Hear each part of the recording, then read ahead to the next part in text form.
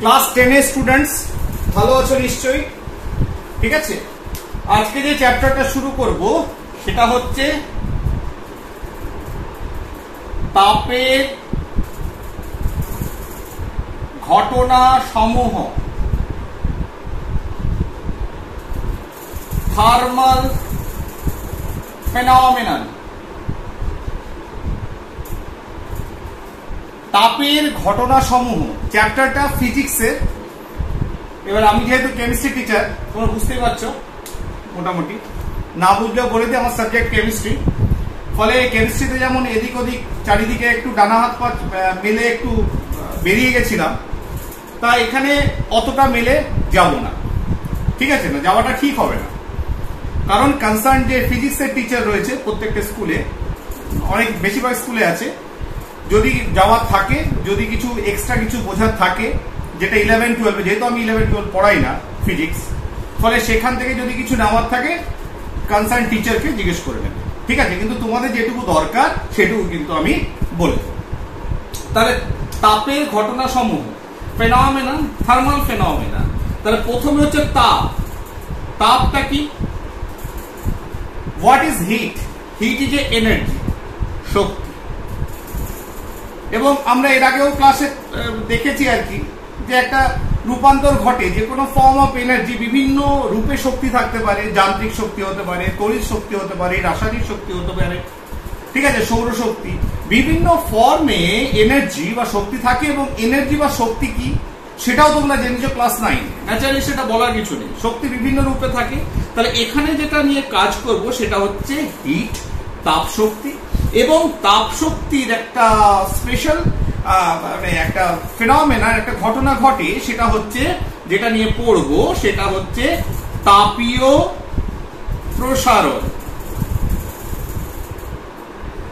তাপীয় প্রসারণ অর্থাৎ থার্মাল এক্সপ্যানশন।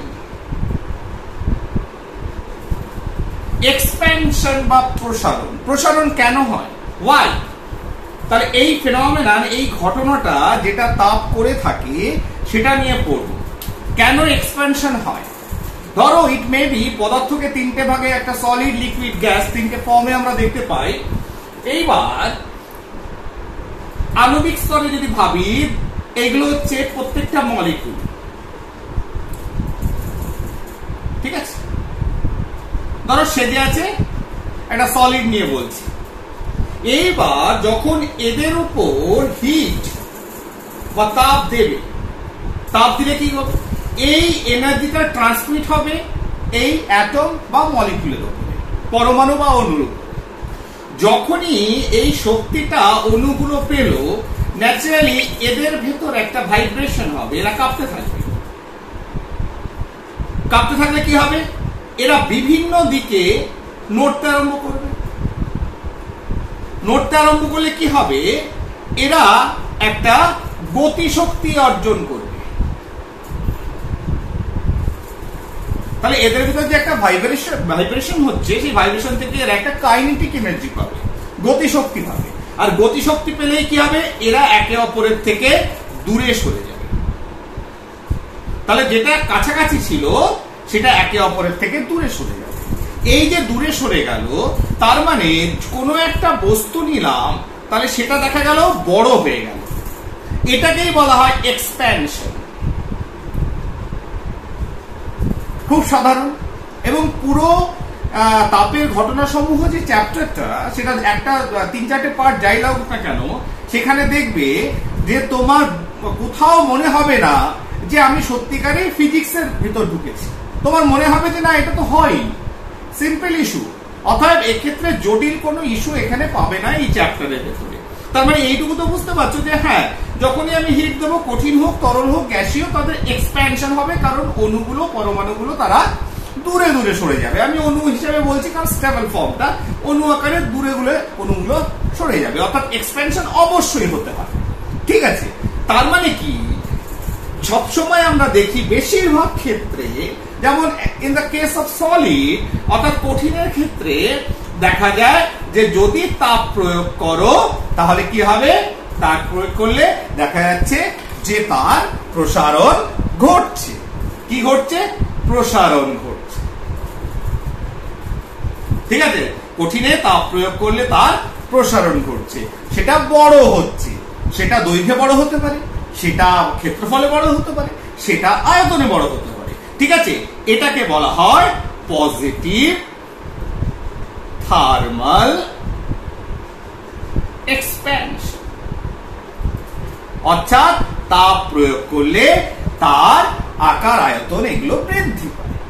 ঠিক আছে, এক্সাম্পল যদি বলি যে কিরকম, যে আমরা জানি যে তোমরা এই সিম্পল এক্সাম্পল গুলো বইয়ে, যে একটা শিশি আছে, শিশির একটা মুখ রয়েছে।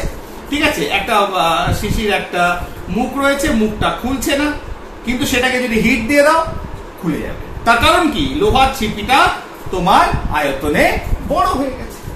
তারপরে দেখবে যে তোমার চাকা রয়েছে,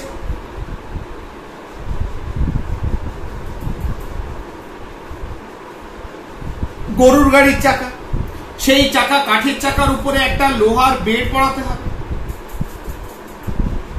এমনি যদি পরিয়ে দেশে তো খুলে যাবে, তাহলে সেই বেডটা করা হয় একটু ছোট আয়তনে, কি হবে? একটু ছোট হয়, নিয়ে ওটাকে হিট দেওয়া হয়, তাপ দেওয়া হয়। তাপ দেওয়ার পর দেখা যায় যে ওটা এই সমান সমান হয়ে গেছে কাঠের চাকার মাপে। তখন ওটাকে লাগিয়ে দেওয়া হয়, নিয়ে ওটাকে ঠান্ডা করা হয়। যখনই ঠান্ডা করা হয় তখন আবার সংকোচন হয়ে যায় প্রসারণ থেকে, নিয়ে ওটা কি হয়? এতে বসে যায়।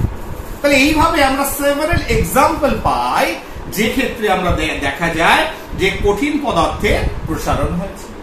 আবার একইভাবে যদি আমি তরল পদার্থের ক্ষেত্রে ভাবি, তখন দেখবে যে তেল যখন গরম করো তাহলে কি হয়? তেল গরম করলে দেখবে তোমার আয়তনে বাড়ে।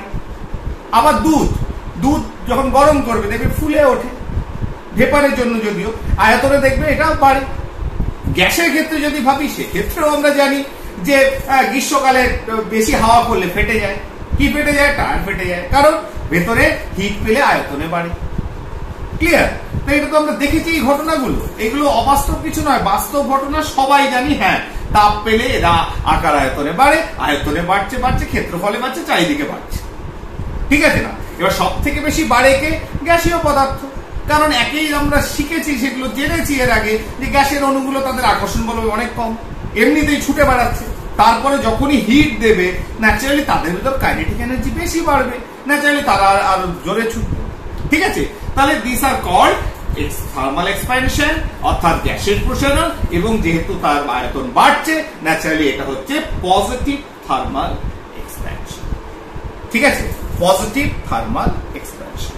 তাহলে প্রথমে, আচ্ছা তার আগে কয়েকটা কথা বলি, যে তার মানে কি এমন কোন পদার্থ আছে এরকম কি হয় যে কঠিন পদার্থকে তাপ দিলে প্রসারণ হয়, তার আকার বাড়ে, কিন্তু আকার বাড়ছে না?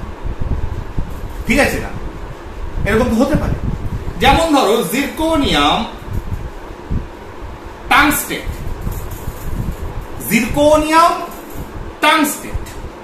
This is a mineral. এই মিনারেলটা দেখা গেছে যদি কোনো একটা টেম্পারেচারে যে উষ্ণতা বাড়ালে এর এক্সপ্যানশন হয় না, কন্ট্রাকশন হয়। তার মানে কি? এর ঋণাত্মক বা নেগেটিভ থার্মাল এক্সপ্যানশন হয়।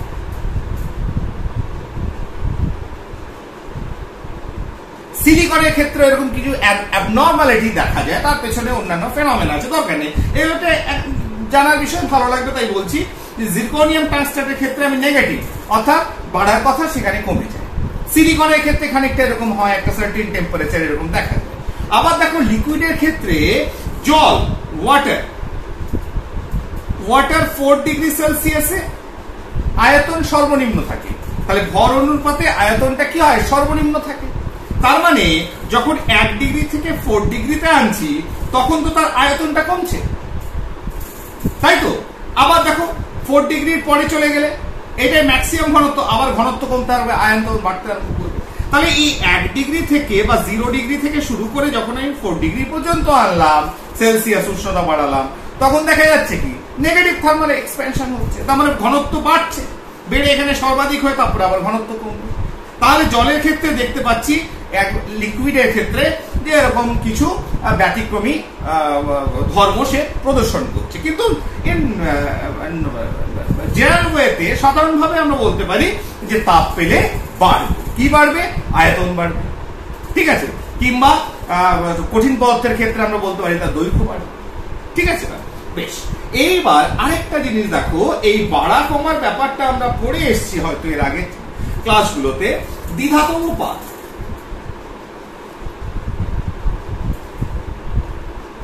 এক্সপ্যানশন তো হলো, ঠিক আছে, ধরো পিতল, লোহা বা তামা লোহা করলে কি হবে? এবার তাকে তাপ দাও, তাপ প্রয়োগ করলে কি হবে? দেখা যাবে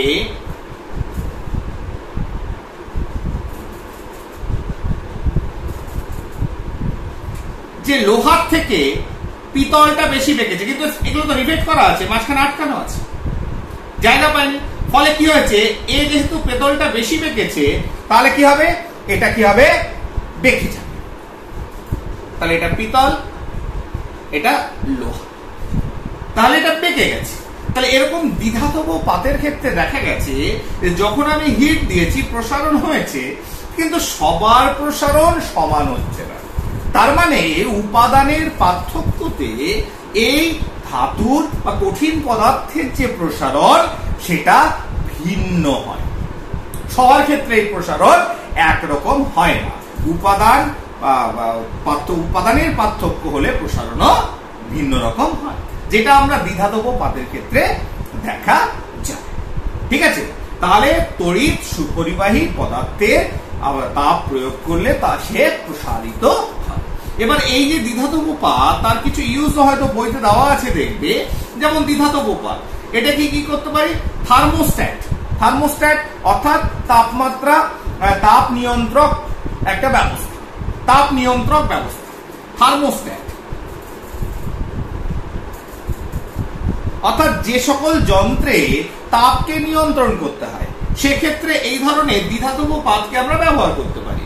ধরো দিস ইজ এ পয়েন্ট, এক্ষেত্রে হয়তো সার্কিটটা কমপ্লিট হয়েছে, এদিকে এখানে কোনো একটা সোর্স আছে, ধরো সার্কিটটা কমপ্লিট হয়েছে। এইবার যখন দেখা যাচ্ছে এখানে এই মেশিনের ভিতর হিট জেনারেট হচ্ছে, তখন খুব বেশি তাপ চলে এলে মেশিনটা খারাপ হয়ে যেতে পারে, বা যেটা আমার দরকার নেই, তখন কি হবে? এটা হিট পেয়ে কি হবে? বেঁকে যাবে। বেঁকে গেলে কি হবে? এই সার্কিটটা সম্পর্ক বিচ্ছিন্ন হয়ে যাবে। ঠিক আছে না? বিচ্ছিন্ন হয়ে গেলে তোমার দেখবে আর সেটা হিট হচ্ছে না। ক্লিয়ার? তার মানে কি, এইভাবে থার্মোস্ট্যাট ইউজ করে, এই ফেনোমেনাটাকে কাজে লাগিয়ে কোথায় ইউজ করতে পারি? ফেনোমেনাটাকে, এই দ্বিধাতম পাতকে থার্মোস্ট্যাট হিসেবে কাজে লাগাতে পারি। আবার fire alarm, fire alarm, fire alarm কিরকম? অ্যালার্মিং সিস্টেম রয়েছে, কোনো আওয়াজ হচ্ছে না, ঠিক আছে না? এবার দেখা যাচ্ছে ওটা যখন বেঁকছে, তখন তোমার সার্কিটের সঙ্গে তারের সঙ্গে যোগ হয়ে যাচ্ছে। তারের সঙ্গে যোগ হয়ে গেলে কি হবে? অ্যালার্ম বাজতে আরম্ভ করবে। আগুন জ্বললে তখন অ্যালার্মটা বেজে উঠলো। তাহলে এগুলো আছে, এগুলো পরবর্তীকালে তোমরা পড়াশোনা করবে এই নিয়ে, বিভিন্ন ধরনের দ্বিধাতম পাতের ব্যবহার নিয়ে। সেটা হায়ার ক্লাসে আছে, কিরকম আছে আমি জানি না, তবে আছে নিশ্চয়ই। তা যাই হোক, সেটা ইস্যু নয়। ইস্যু হচ্ছে যে আমরা এইভাবে পদার্থের যে প্রসারণ সেটাকে বিভিন্ন ভাবে ব্যবহার করতে পারি। যাই হোক, তাহলে এইগুলো তোমরা পড়ে নেবে, বিভিন্ন বইতে বিভিন্ন উদাহরণ দেওয়া আছে, সেটা ইস্যু নয়। এবার চলে আসছি আমাদের প্রসারণ। এবার পদার্থে প্রসারণ, পদার্থে যে প্রসারণ হবে, তাহলে যদি কঠিন পদার্থ হয়, দেখো তাহলে কঠিনের ক্ষেত্রে কিভাবে প্রসারিত হতে পারে? আমি ভাবতে পারি দিস ইজ এ ওয়্যার, তার। তাহলে হিট দিলে তারটা বড় হতে হবে, প্রসারিত হবে। ঠিক আছে? তাহলে এই যে প্রসারিত হলো, সেটাকে বলা হয় দৈর্ঘ্য প্রসারণ। কি বলা হবে? দৈর্ঘ্য প্রসারণ। ঠিক আছে? ইংরেজিতে কি বলে? Linear expansion.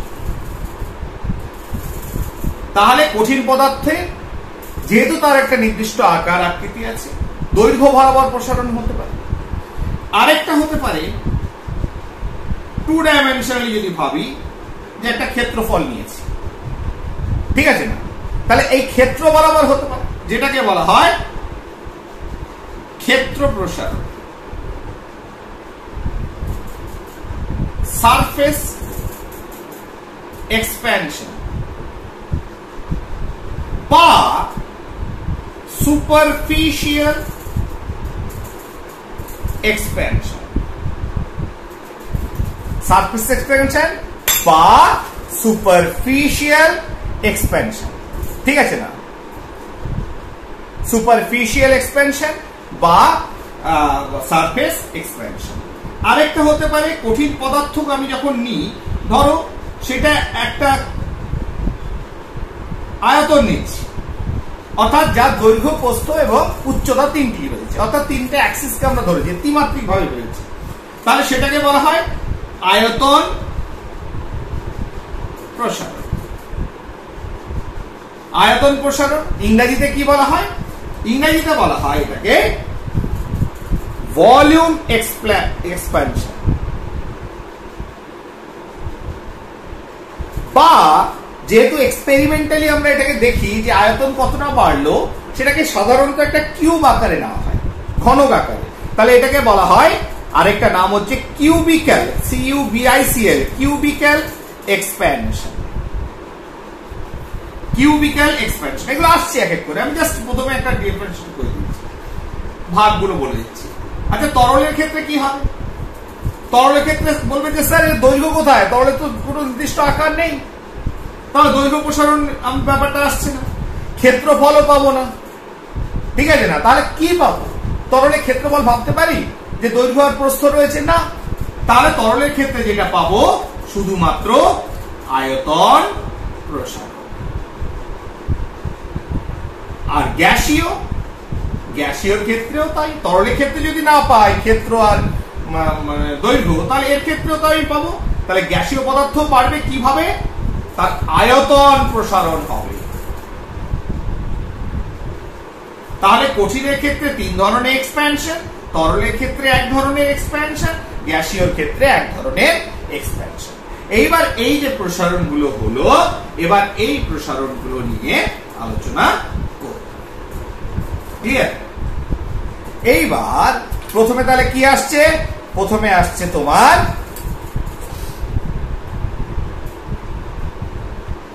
কঠিনের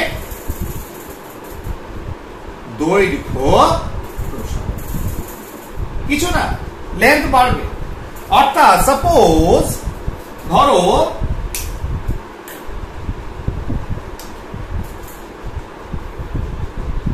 আমি একটা লেন্থের একটা লোহার টুকরো নিয়েছি, লোহার একটা তার নিয়েছি, ঠিক আছে? লোহার কি নিয়েছি? একটা তার নিয়েছি, ঠিক আছে? সাপোজ এর লেন্থ হচ্ছে L1, কেউ L-ও নিতে পারো, কোনো অসুবিধা নেই, যেমন খুশি নাও, ঠিক আছে না? তাহলে এইবার এরপর টেম্পারেচার কি? T1 ডিগ্রি সেলসিয়াস, বা টেম্পারেচার তোমার সেলসিয়াসে তুমি লেখো, টেম্পারেচার কি তাই করো, T1 ডিগ্রি সেলসিয়াস।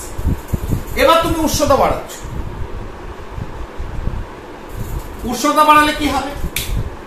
দেখা যাবে যে তার প্রসারণ ঘটেছে।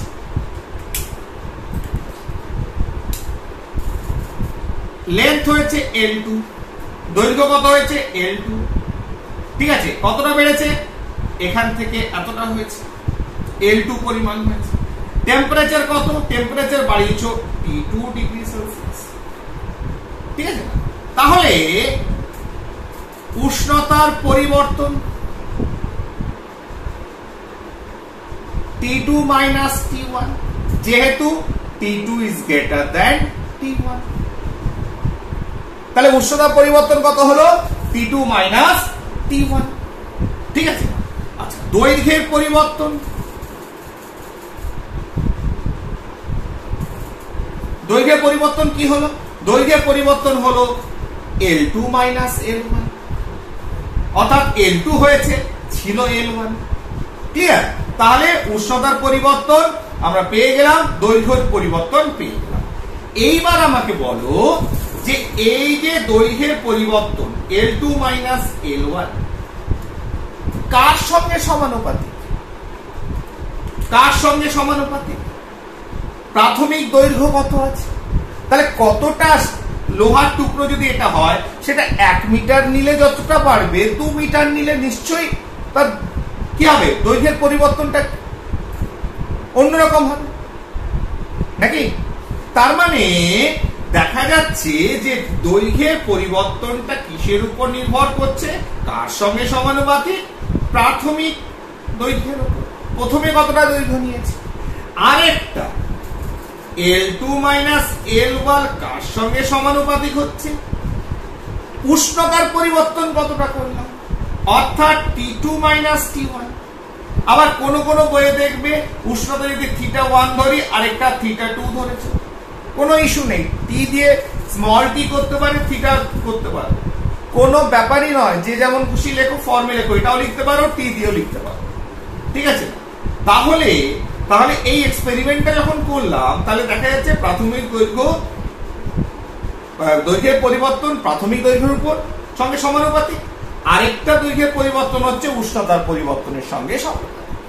তাহলে যৌগিক ভেদের নিয়ম অনুসারে L2 - L1 আমরা প্রপোর্শনালটা কার করতে পারবো, দুটোর সঙ্গে সমানুপাতিক, L1 * T2 - T1।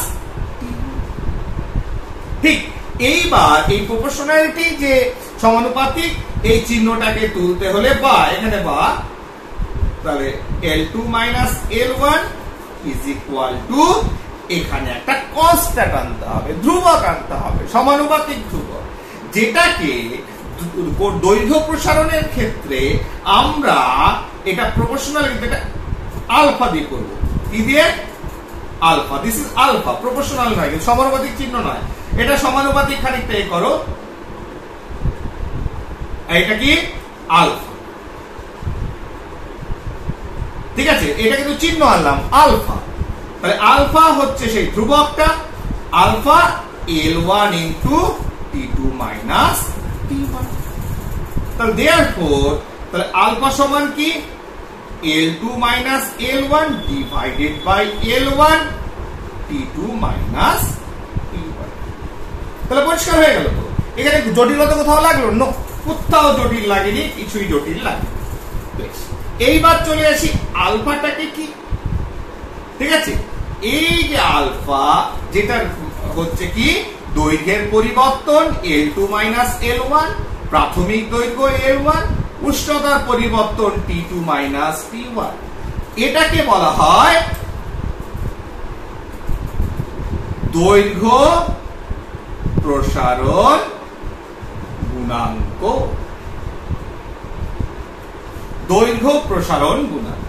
তাহলে একটা জিনিস বুঝতে পারলাম যে দৈর্ঘ্য প্রসারণ, লেন্থ ওয়াইজ যে লিনিয়ার যে এক্সপ্যানশন হচ্ছে, দৈর্ঘ্যের যে প্রসারণ ঘটছে, সেটাকে তোমার যে সেক্ষেত্রে যে গুণাঙ্কটা পাচ্ছি, সেটাকে কিভাবে আলফা দিয়ে আমরা প্রকাশ করে থাকি, ঠিক আছে? তার মানে এখান থেকে একটা ক্লু পাচ্ছ, ক্ষেত্রফলের ক্ষেত্রে আমরা বিটা, এবং আয়তনের ক্ষেত্রে সে কঠিন হোক, তরল হোক, গ্যাসীয় হোক, আমরা গামা দেব গুণাঙ্কটা যখন পাবো, ঠিক আছে? তাদের প্রসারণ গুণাঙ্ক। তাহলে কঠিনের যে দৈর্ঘ্য প্রসারণ গুণাঙ্ক পেলাম, ঠিক আছে, যেটাকে আলফা বলছো, তাহলে আলফাটার ক্ষেত্রে আলফার ডেফিনিশনটা কি হতে পারে?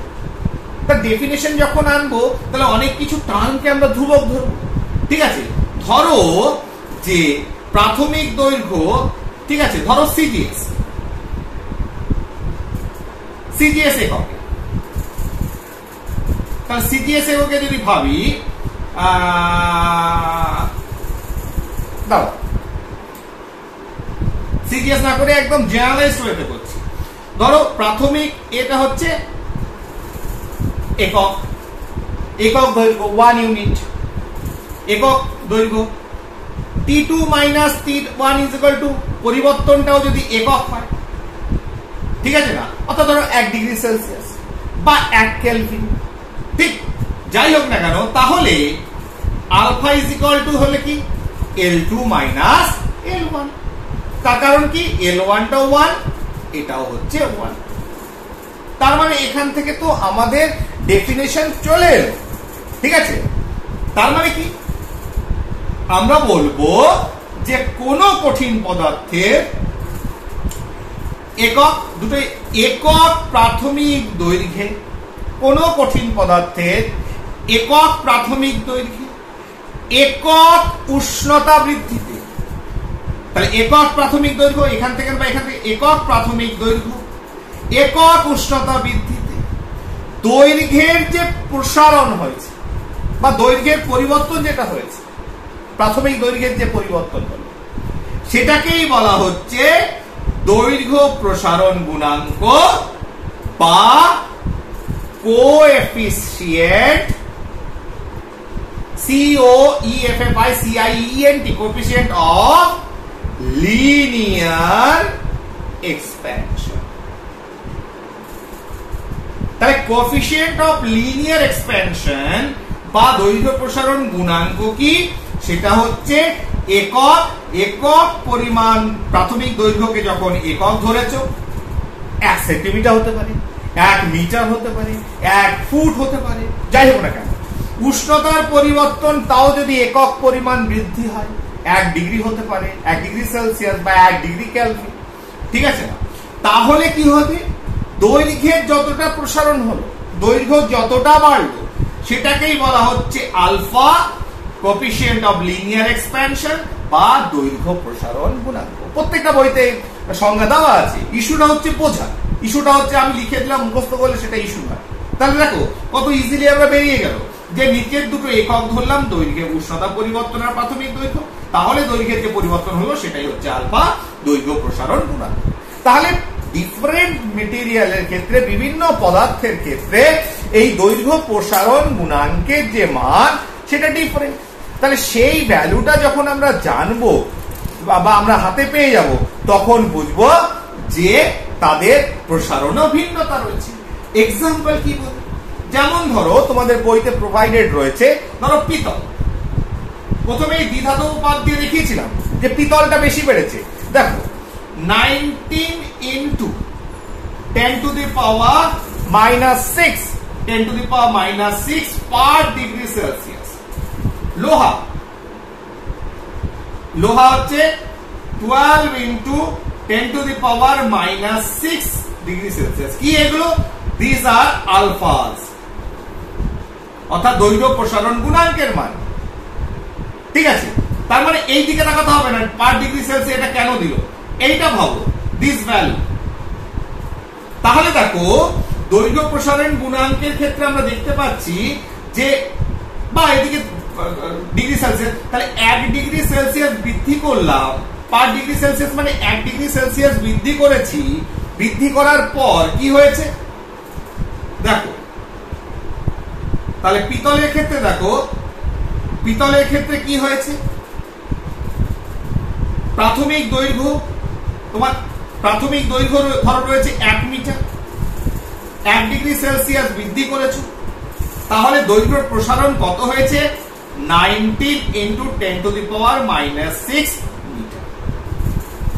দিয়ে না, প্রাথমিক দৈর্ঘ্য যা খুশি নাও, এখানে ইস্যু নয়। ঠিক আছে, প্রাথমিক দৈর্ঘ্য যা খুশি নাও সেটা ইস্যু নয়। 1 মিটার যদি নাও তাহলে এটা কত হয়েছে? 1 মিটার। কিন্তু এক্ষেত্রে বলবে যে স্যার একটা তো কোশ্চেন আছে পার ডিগ্রি সেলসিয়াস, ডিগ্রি সেলসিয়াস তো সিজিএস একক। ওকে, তাহলে 1 ডিগ্রি সেলসিয়াস উষ্ণতা বৃদ্ধি করেছো, তাহলে এটাকে অবশ্যই 1 সিএম সেন্টিমিটার নিলে, তাহলে কতটা বেরোলো? এত সেন্টিমিটার। ঠিক আছে না? আর লোহার ক্ষেত্রে কতটা বেড়েছে? লোহার ক্ষেত্রে আলফা যেটা পেলাম যে কত, 1 সেন্টিমিটার প্রথমে নিয়েছিলাম, 1 ডিগ্রি সেলসিয়াস উষ্ণতা বৃদ্ধি করেছি, লোহার ক্ষেত্রে 12 into 10 to the power minus 6 centimetre বেড়েছে। তার মানে কার প্রসারণ বেশি হলো? পিতলের প্রসারণ বেশি হয়েছে, কারণ 1 সেন্টিমিটারে এত সেন্টিমিটার বেড়েছে লোহা, আর পেতল বেড়েছে এত সেন্টিমিটার। তাহলে 10 to the power minus 6 টার্মটা বাদ দিলে তাহলে এখানে 19 রয়েছে, এখানে 12 রয়েছে। ন্যাচারালি পেতলটা বেশি বেড়েছে, যার দৈর্ঘ্য প্রসারণ গুণাঙ্ক বেশি, অর্থাৎ তার তত বেশি প্রসারণ হচ্ছে। কেন? বাকি দুটো তো ইউনিটি, প্রাথমিক দৈর্ঘ্য এবং উষ্ণতার পরিবর্তন, এই দুটো একক পরিমাণ। তার মানে যার যতটা প্রসারিত হচ্ছে, ঠিক আছে, তাহলে সেটাই ভ্যালু পাবো কার? দৈর্ঘ্য প্রসারণ গুণাঙ্ক। যার যত দৈর্ঘ্য প্রসারণ গুণাঙ্ক হবে তার ততটা প্রসারণ ঘটবে। এইবার দেখো এদের এককটা কি। এই যে হঠাৎ করে দৈর্ঘ্য প্রসারণ গুণাঙ্ক, দৈর্ঘ্য প্রসারণ গুণাঙ্কর ক্ষেত্রে পার ডিগ্রি সেলসিয়াস লিখছি, দেখো তোমরা নিজেরাই বুঝতে পারবে আলফা ইজ ইকুয়াল টু কি? আলফা ইজ ইকুয়াল টু কি পেলাম, L2 মাইনাস L1 দৈর্ঘ্যের প্রসারণ হয়েছে, L1 প্রাথমিক দৈর্ঘ্য, তাহলে T2 মাইনাস T1। ক্লিয়ার? তাহলে এটা যদি হয়ে থাকে তাহলে সিজিএস যদি ভাবি, সিজিএস এককে আলফা ইজ ইকুয়াল টু কি হবে, দৈর্ঘ্যের পরিবর্তন মানে সেন্টিমিটার, সেন্টিমিটার ইনটু উষ্ণতা পরিবর্তন, তার মানে সেটাও ধরো সিজিএস এর ডিগ্রি সেলসিয়াস, তাহলে সেন্টিমিটার থাকলো না, তাহলে পার ডিগ্রি সেলসিয়াস। এবার এসআই এ কি হবে, per kelvin, not degree, degree কি কেলভিন। তার মানে যে আলফার মানটা সেটা শুধু উষ্ণতা নির্ভরশীল, আর এককটা কি হচ্ছে সিজিএস এ পার ডিগ্রি সেলসিয়াস, এসআই তে হচ্ছে পার কেলভিন। তার মানে আলফা ডিপেন্ড করছে উষ্ণতার উপরে, ঠিক আছে না, প্রাথমিক দৈর্ঘ্যের উপর নির্ভরশীল নয়। ন্যাচারালি তুমি যদি 1 সেন্টিমিটার নাও, যে হারে প্রসারিত হবে, 1 মিটার নিলে একই রেটে প্রসারিত হবে, 1 ফুট নিলে একই রেটে প্রসারিত হবে, ঠিক আছে না, কারণ এদের এককে আমরা দেখতে পাচ্ছি কোথাও প্রাথমিক অর্থাৎ মিটার, সেন্টিমিটার, ফুট এগুলোর উল্লেখ নেই, শুধুমাত্র উষ্ণতার উল্লেখ রয়েছে, পার ডিগ্রি সেলসিয়াস বা পার কেলভিন। তার মানে হোয়াট এভার তুমি নিয়ে থাকো, এক্ষেত্রে সেন্টিমিটার নাও, মিটার নাও, ফুট নাও, তার প্রসারণ একই হারে হতে থাকবে, ঠিক আছে। তাহলে দৈর্ঘ্য প্রসারণ গুণাঙ্ক নিয়ে আর তেমন কিছু বলার নেই, একক আমরা পেয়ে গেছি, বিভিন্ন পদার্থের দৈর্ঘ্য প্রসারণ গুণাঙ্ক কি হবে বলে দিয়েছি। তাহলে এটাই গেল দৈর্ঘ্য প্রসারণ গুণাঙ্ক। ক্লিয়ার? তাহলে 1 মিনিট একটু রেস্ট দাও, নিয়ে আজকের পার্টে আমরা ক্ষেত্র প্রসারণ গুণাঙ্ক আর ভলিউম এক্সপ্যানশন দুটোই করব, যেহেতু তিনটে একই রকম কঠিনের ক্ষেত্রে। কঠিনটা আজকে শেষ করব।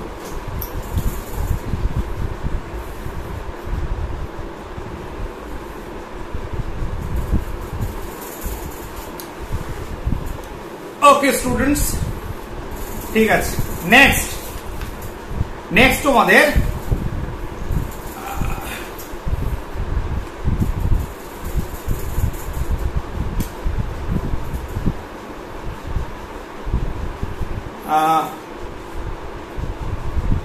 আচ্ছা, ওই যে যেটা বললাম দৈর্ঘ্য প্রসারণ গুণাঙ্ক, সেটাকে কেউ আবার বলে ওই যে লিনিয়ার রৈখিক প্রসারণ গুণাঙ্ক, ঠিক আছে, ইস্যু নয় সেটা। দৈর্ঘ্য প্রসারণ গুণাঙ্ক যা, রৈখিক প্রসারণ গুণাঙ্ক একই। এরপরে দেখো ক্ষেত্র প্রসারণ গুণাঙ্ক।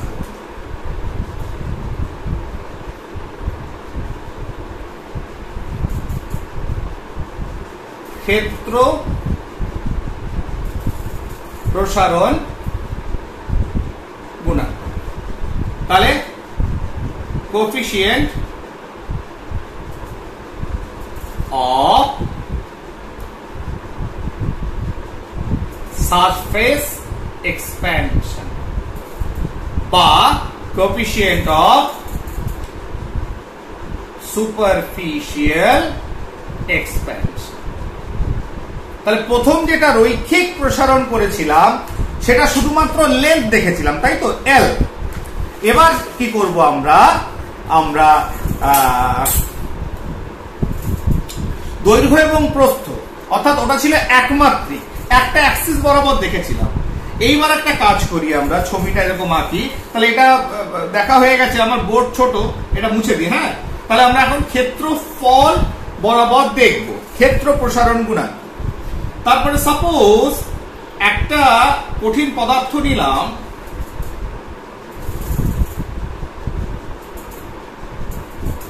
ঠিক আছে, তার মানে এর সারফেস এরিয়া কত, তাহলে এটা যদি ধরো সাপোজ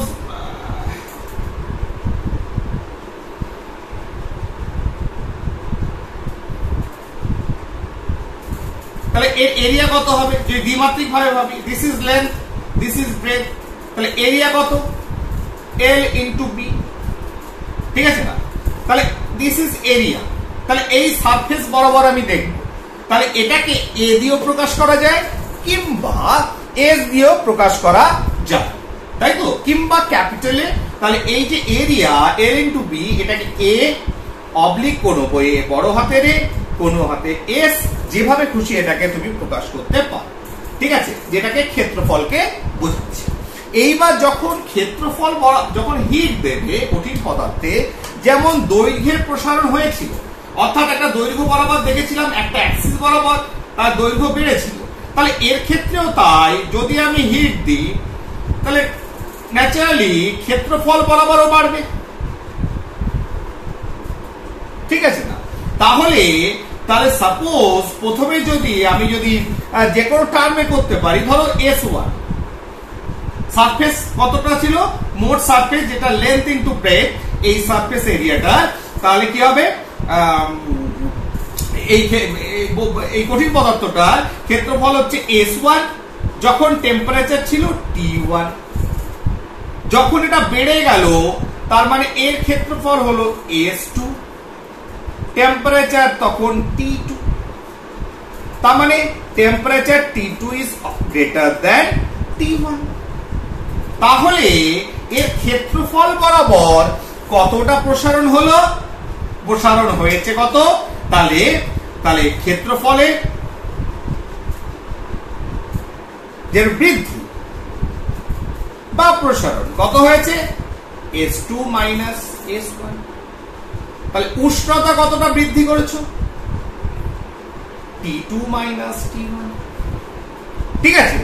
এইবার একইভাবে যেমন দৈর্ঘ্যের প্রসারণ হয়েছে, তেমনি ক্ষেত্রফলের ক্ষেত্রেও আমরা একটা জিনিস তো পরিষ্কার বোঝা যাচ্ছে। কি বোঝা যাচ্ছে, যে তোমার S2 মাইনাস S1 যেটা ক্ষেত্রফলের পরিবর্তন বা ক্ষেত্র পরিবর্তন, ক্ষেত্র প্রসারণ যাই বলো না কেন, ইজ প্রপোর্শনাল টু কার সঙ্গে সমানুপাতিক, প্রাথমিক যে ক্ষেত্রফল ছিল S1। এবার হতে পারে যে এক্সপেরিমেন্টটা যখন করছো তখন বাকি ফেনোমেনন গুলো তুমি ফিক্স করে দিচ্ছ, ঠিক আছে? তাহলে আরেকটার উপর কিসের উপর নির্ভরশীল, কিসের সঙ্গে সমানুপাতিক, T2 মাইনাস T1। তাহলে ক্ষেত্রফলের যে পরিবর্তন দৈর্ঘ্যের মতো এক জিনিস, সেটা প্রাথমিক ক্ষেত্রফল এবং উষ্ণতা পরিবর্তনের সঙ্গে সমানুপাতিক, ঠিক আছে? তার মানে আমরা লিখতে পারি কি, S2 মাইনাস S1 সমানুপাতিক কার সঙ্গে হলো, S1 into T2 minus T1, বা S2 মাইনাস S1 সমান একটা, এখানে আবার একই রকম একটা কনস্ট্যান্ট আনতে হবে, সেটা এবার ক্ষেত্র প্রসারণের ক্ষেত্রে আমরা বিটা বলবো। ওটা আলফা ছিল দৈর্ঘ্য, আর এটা হলো ক্ষেত্রফলের ক্ষেত্রে বিটা, ক্ষেত্র প্রসারণের ক্ষেত্রে। তাহলে S1 T2 মাইনাস T1, এটা থিটা দিয়ে করতে পারো, এটা A দিয়ে করতে পারো ছোট হাতের, এটা বড় হাতের A দিয়ে করতে পারো, কিন্তু ব্যাপারটা হচ্ছে তুমি কি দিয়ে বোঝাচ্ছ, রিপ্রেজেন্ট করছো, divided by S2 minus S1, sorry হয়ে গেল, বা তাহলে বিটা ইজ ইকুয়াল টু কি পেলে, S2 minus S1 divided by S1 T2 minus T1। দেখতে পাচ্ছ সব? তাহলে S2 minus S1 is equal two beta constant, ঠিক আছে? S1 T2 মাইনাস T1, তাহলে বিটা সমান কি হলো, S2 minus S1 divided by নিচে নেমে গেল S1 T2 মাইনাস T1। এই যে বিটা এলো, এই যে যেমন আলফা এসছে, সেম ওয়েতে ক্ষেত্র প্রসারণের ক্ষেত্রে একই ভাবে, কারণ ফেনোমেনা তো এক বাড়ছে, কাইনেটিক এনার্জি বেড়েছে, অ্যাটমস মলিকুলসের ভেতর তারা বেড়েছে, দৈর্ঘ্য বরাবর মাপলে দৈর্ঘ্য প্রসারণ, ক্ষেত্র বরাবর মাপলে ক্ষেত্র প্রসারণ, আয়তন বরাবর মাপলে আয়তন প্রসারণ, ব্যাপারটা সব এক, কিচ্ছু আলাদা নেই। তাহলে কি হলো, তাহলে বিটা সমান, এখানে আবার পরিষ্কার করে লিখি, তাহলে বিটা যেটা বেরোলো, বিটা সমান সমান হচ্ছে S2 মাইনাস S1, অর্থাৎ ক্ষেত্রফলের তোমার বৃদ্ধি প্রসারণ যতটা হয়েছে, ইনিশিয়াল ক্ষেত্রফল প্রাথমিক যে ক্ষেত্রফল মাইনাস উষ্ণতার বৃদ্ধি T2 মাইনাস T1। এই যে বিটা, এটাই হচ্ছে কোএফিশিয়েন্ট অফ সারফেস বা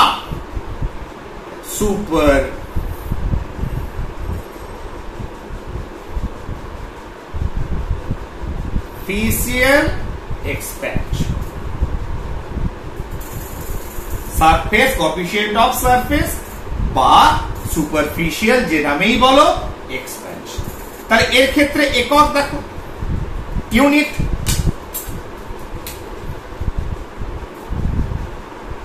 CDS beta is equal to কি হবে? তাহলে ক্ষেত্রফলের পরিবর্তন।